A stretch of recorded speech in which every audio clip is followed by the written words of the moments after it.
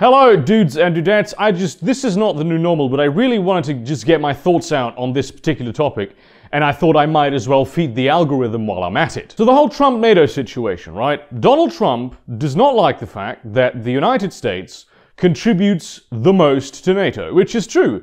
Well, it's not the vast majority, but the single largest chunk of all NATO funding is done by the United States of America. And you might think, why is that a thing? It's not like America has unsecure borders. Why are the United States taxpayers paying for this military alliance that essentially just serves to protect each other and make sure that no member of NATO is attacked by an outside force? Why does the US have to pay for the border security of, say, Poland or Germany?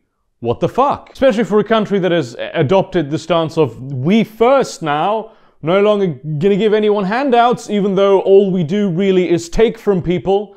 That's a very legitimate thought to have.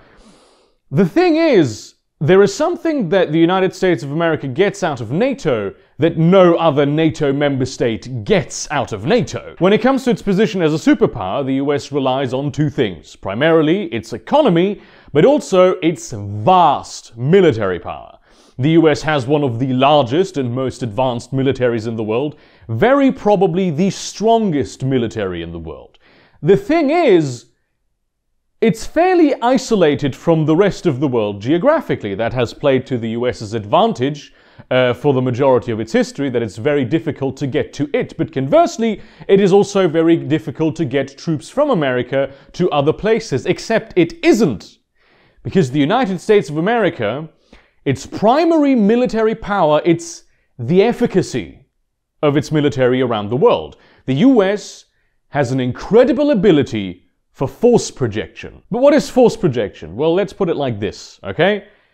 If you live somewhere on planet Earth, and the United States government knows where you are, and the United States government also wants you dead, chances are there will be a SEAL team busting down your door within 6 hours or less, putting a bullet in your brain.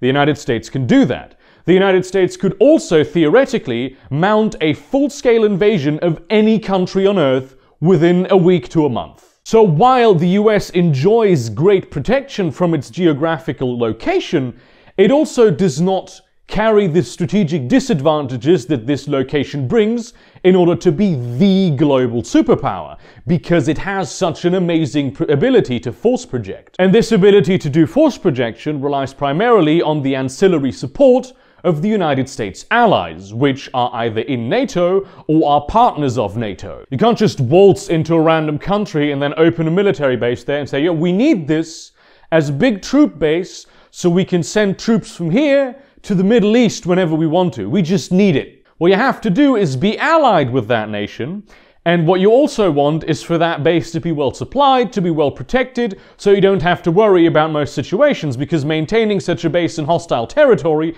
is much more cost expensive than just maintaining such a base in a territory where the people around will also protect the base. The United States has these bases all over the world, like Ramstein Airfield in Germany, or almost all of Okinawa. Well, it's not almost all of Okinawa, but a significant portion of Okinawa, where they make the Hattori Hanzo blades. In the 21st century, the primary role of NATO is to be the ancillary support for the United States and render assistance to all US attempts at force projection. It is true that there has never been a Secretary General of NATO. There was American. But that's just a formality. Do not misunderstand, the United States is very much in charge of NATO. So basically, what Trump is doing now, as he's trying to get all these other nations to pay more into NATO, is he's trying to get his allies that he relies on for his country's ability to do force projection and to be in a dominant military superpower position in the world. He expects them to pay for his ability to do force projection. Because Europe is not reliant on US defenses to protect itself. It could easily do that on its own. The deal is, hey, we give you the support you require so you can do force projection around the world, and you pay a little more to also protect us, and we will also protect you a little bit, because if the US is attacked, You will also have the Royal Air Force coming flying over to Canada, which is probably going to be the country that's invading the United States. Then the United States also gets protection from all its European allies. It doesn't need that, but it does need them to do force projection.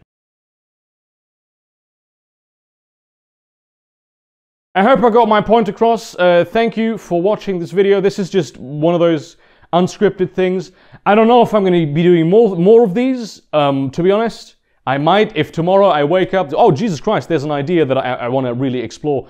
I will still be doing regular Burger Creek videos, but as you have seen in yesterday's video, the algorithm changes now almost exclusively favor channels that upload every day. And I kind of do have to feed the algorithm at least a little bit. So yeah, thanks very much for watching.